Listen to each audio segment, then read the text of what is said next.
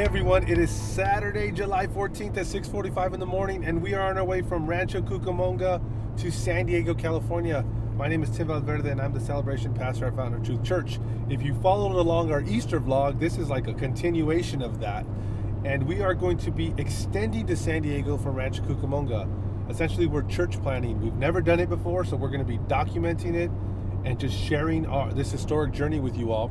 We're on our way to meet my parents. I have a team with us, where there's a team of us going, and I'll introduce them a little bit later. So follow along with us as we share with you this historic season in our church.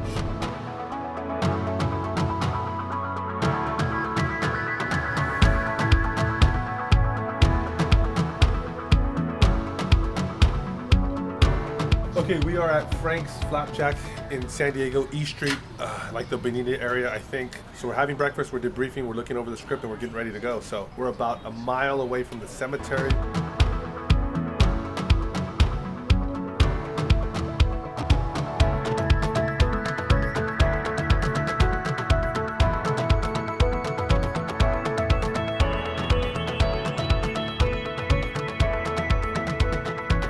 Well, I'm here at Glen Abbey Cemetery, where my father was buried 36 years ago. My dad was just telling me about where he stood as he was looking over his grave, and he remembers where the canopy was and where people were parked. So it brings back a lot of memories that I don't have, but it brings back a lot of memories in him on why San Diego is so important to us. So this is a special place. And you know, I think even deeper than that, it was the type of person my father was. He started the works here in San Diego, a church in Vista. He pastored in Escondido, but he was an evangelist at heart. He was a soul winner. He was a pastor, but his passion was winning souls, talking to anybody he could about Christ. And I remember that as a child. He would stop on the street. We were on a cruise one day, and he just started preaching at 2 in the morning because there was so many people. And of course, that would embarrass me to death, but those are the memories that I have. It just an evangelist, and if we can get that spirit back up in our family, and just talk to people about the gospel. So we're leaving Glen Abbey Memorial Park, where my father was buried. I was reminded of the verse that's on his gravestone.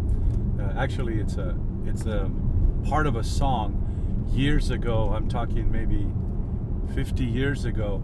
He was starting a work in San Martin, California, about 5 miles north of Gilroy. And there must have been about 8 or 10 people that Tuesday night. And an old man walked in, and he asked to sing a song. And he sang a song that we had never heard before.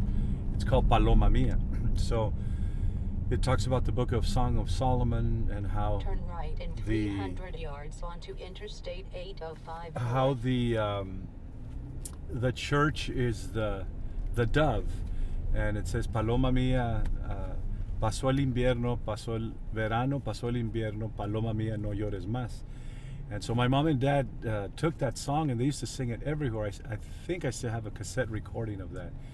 And because it was something between them that they would sing, that's why on his gravestone it says, pasó el invierno, pasó el verano, Paloma Mia, no llores más.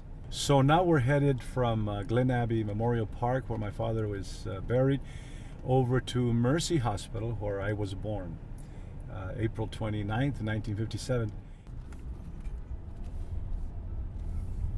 Of course, Gennaro, Tim, Sally, and Caleb. And behold, Domingo and Irene show up here, our original San Diegans. Well, I was born here in Mercy Hospital 61 years ago. And I thought the hospital was on the other side, the older building. But we were blessed to bump into Dana, who is the head of security. And he explained to us that this is the old hospital, but it's been renewed and refurbished and upkept up for over the years. Yes. This is what the Mercy Hospital looked like when I was born in the 1950s. It started back in 1890 with a 5-bed hospital, and now it's Scripps Mercy Hospital, downtown San Diego. 1903. Here's where they're adding on. Right, this is 24. 64 right here. Yeah. 53. Oh, yeah. That's how it was. Oh, wow. So where are we in that building, like right now? Like, are we like right in here somewhere underground? Let's see. We're probably right over, this is the entrance, probably right over here, up down the one level. Gotcha.